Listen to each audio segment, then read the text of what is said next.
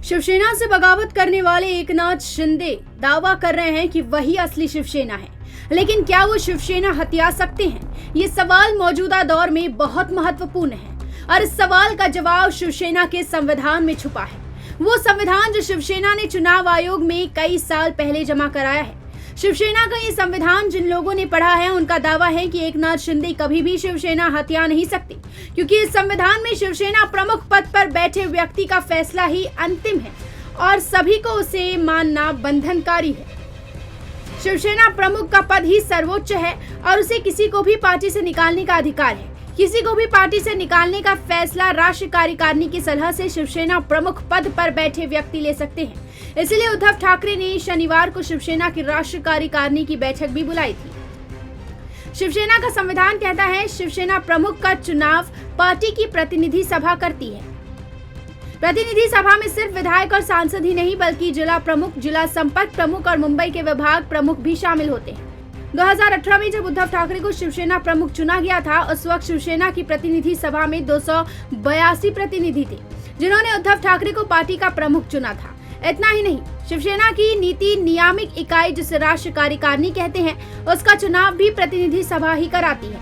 राष्ट्रीय कार्यकारिणी में 14 सदस्य होते हैं। इनमें से शिवसेना प्रमुख पद पर बैठा व्यक्ति अधिकतम 5 सदस्यों की नियुक्ति कर सकता है। राष्ट्रीय कार्यकारिणी की अवधि 5 वर्ष की होती है। 2018 में शिवसेना की प्रतिनिधि सभा ने राष्ट्रीय कार्यकारिणी के लिए 9 सदस्यों को निर्वाचित किया था, जिनमें आदित्य ठाकरे, मनोहर जोशी, सुधीर जोशी, लीलाधर डाके, दिवाकर रावते, सुभाष देसाई, रामदास कदम, संजय राउत और गजानन कीर्तिकर चुने गए थे। इनमें से सुधीर जोशी दिवंगत हो चुके हैं। शिवसेना प्रमुख उद्धव ठाकरे ने बाद में 4 और सदस्यों की नियुक्ति की, जिनमें आनंद गीते, चंद्रकांत खैरे, आनंद राव अड़सूल और एकनाथ शिंदे की नियुक्ति राष्ट्रीय कार्यकारिणी में की गई थी।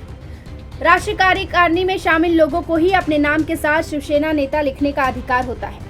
पार्टी का संविधान कहता है कि शिवसेना प्रमुख पर बैठे व्यक्ति को संगठन में किसी को भी राष्ट्रीय कार्यकारिणी की सलाह से निकालने का अधिकार है। उल्लेखनीय है कि एकनाथ शिंदे के साथ शिवसेना के विधायक भले ही टूटकर चले गए हैं, परंतु राष्ट्रीय कार्यकारिणी का कोई भी सदस्य नहीं गया है, यानी राष्ट्रीय कार्यकारिणी पर अब भी उद्धव ठाकरे का वर्चस्व है। शिवसेना का संविधान कहता है कि संविधान में किसी भी संशोधन का अधिकार सिर्फ राष्ट्रीय कार्यकारिणी को है। पार्टी के संविधान में ये भी लिखा गया है कि यदि किसी भी मुद्दे पर राष्ट्रीय कार्यकारिणी में मतभेद होती है तो ऐसी स्थिति में शिवसेना प्रमुख पद पर बैठे व्यक्ति का निर्णय ही अंतिम, सर्वमान्य और बंधनकारी होगा। ऐसे में अब बागी शिंदे गुट के पास किसी दूसरी पार्टी में विलय करने के अलावा कोई विकल्प नहीं है। Bureau report, metro Mumbai.